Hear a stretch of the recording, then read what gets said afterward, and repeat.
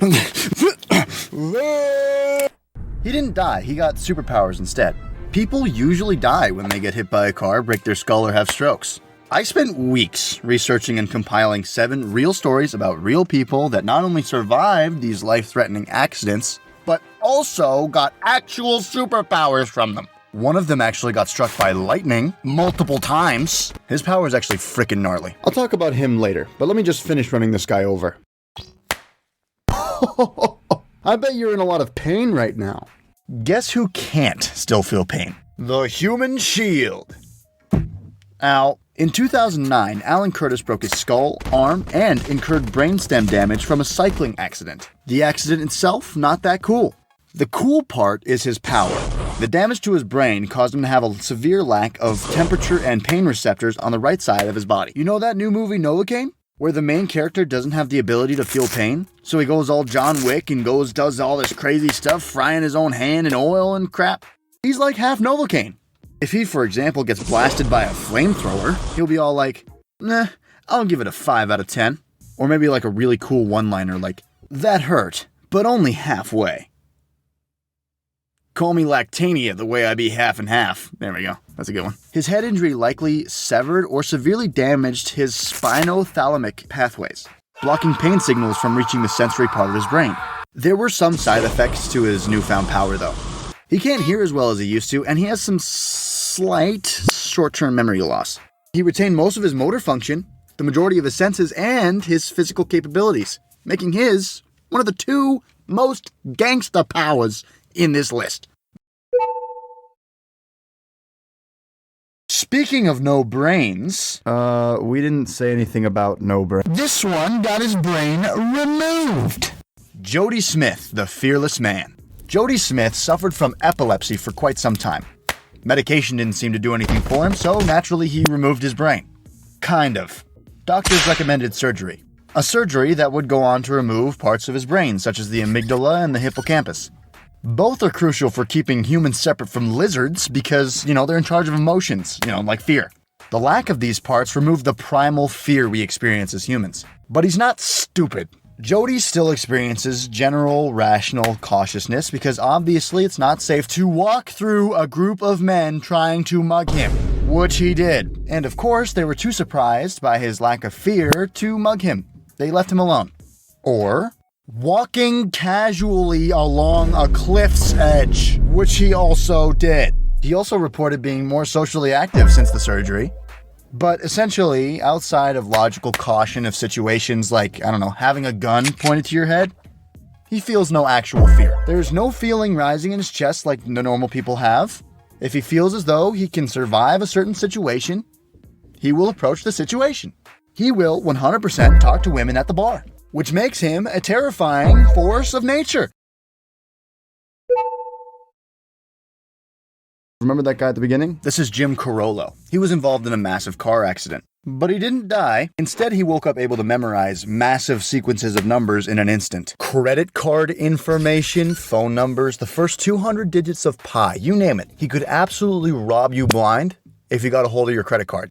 This is technically due to a scientific phenomenon called savant syndrome, where people get new skills after brain trauma. It's caused when damage to the left brain makes it release its inhibitions and let the right brain's secret power shine through. Makes you wonder what kind of powers your brain is hiding from you. But that's one of the least interesting cases I have. Roy Sullivan, aka the human lightning rod. His power? Extreme electrical resistance.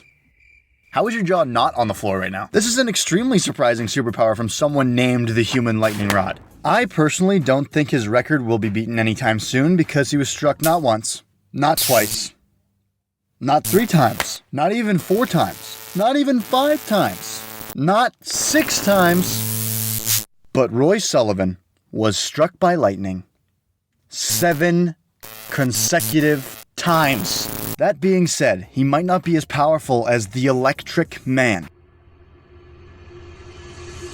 who I'll discuss in a sec. But for some reason, Roy's body is able to take massive amounts of electricity and come out with only a few burns. For reference, a shock of as little as 50 volts could be enough to kill a fully grown human. You know how many volts a lightning bolt is? 3,000? 300,000? 3 million? 300 million. 300 million volts of electricity! Roy Sullivan can take 300 million volts of electricity. More than 7 consecutive times. What's 300 million times 7? 2.1 billion volts over his lifespan. Can you believe that shit? But he got burnt. Even lightning rods can bleed. The next guy we're talking about not only didn't get hurt, but could boil water by conducting electricity through his body. Let me say that again. I don't think it really sunk in. He could boil water with his hands. Slavica Pajkic. The Battery Man found his powers at the age of 17 when he touched a live electrical wire, which held about 4 times the amount needed to kill a man. Impressive, but not nearly as close to the world record he holds. Since discovering his powers, the Battery Man has been recorded withstanding a record 20,000 volts of electricity through his body without a sweat.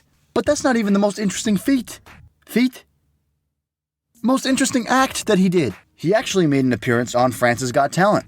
Actually, 2 Got Talent shows. One is, I think, in Belarus, or might be Berlin. I'm not 100% on that one. During the show, he actually cooked a hot dog using high voltage conducted through his hands. In a similar way, he boiled water, powered a light bulb with his mouth, and even lit a fire using his shiny bald head. How? How is the Battery Man able to conduct enough electricity to kill 3 grown elephants? And yes, I did look up how much electricity it took to kill a grown elephant. Using studies done on the Electric Man, we can hypothesize where his powers came from scientifically. You see, the Battery Man doesn't break a sweat conducting massive amounts of electricity because he can't. Let me explain. He lacks sweat and salivary glands, giving him very dry skin, contributing to his electrical resistance, which outpaces normal human capability by a superhuman margin. It's been a while since I've electrocuted anyone. Did you know that there's more powers you can get from being brutally electrocuted? Turns out, you can also become magnetic. Magneto Boy. Nikolai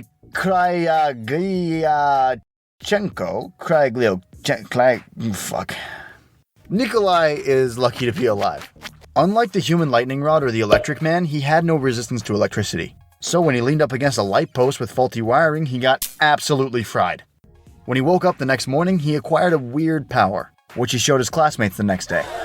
Metal objects such as coins, spoons, ladles, and other metal things stuck to his body. He gave himself the name Magneto Boy. The most interesting part of this power, though, isn't really the metal sticking to him. He once even reported a glass of water moving towards him, so maybe his powers extend further than magnetism? I'm not sure. But scientifically, there's a lot of skeptics for Magneto Boy, stating that it might be impossible for the human body to be magnetized from an electric shock. However, who are you gonna listen to? Some verified biological scientist or a stranger on the internet who looks like everyone's least favorite part of trail mix? The Winter Dad. The real-life winter soldier, except he's also a dad. Sebastian Gallegos, while on dismounted patrol, stepped on an improvised explosive device in an irrigation canal, causing devastating injuries. When he finally came to, he was missing his arm.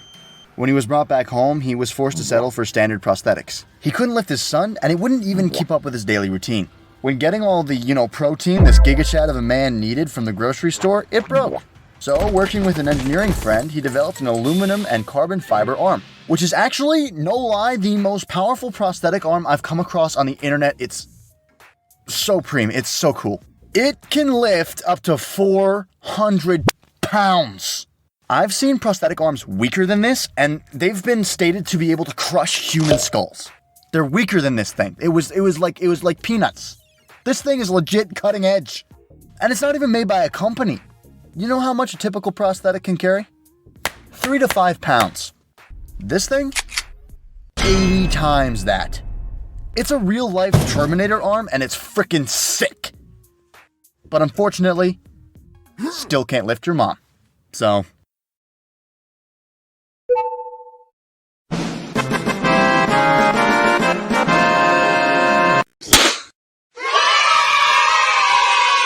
So yes, you can get superpowers in real life, and yes, they do come from gruesome accidents like being viciously electrocuted or run over, and no, you cannot and definitely shouldn't try it at home. But yes, we do have the Winter Soldier arm in real life. I actually used this concept to create my own super soldier in this video. You should definitely click on it. If you click on it, I will give you a kiss on your pinky toe. You're welcome in advance. Subscribe if you're new, subscribe if you're cool. Turn on that notification bell.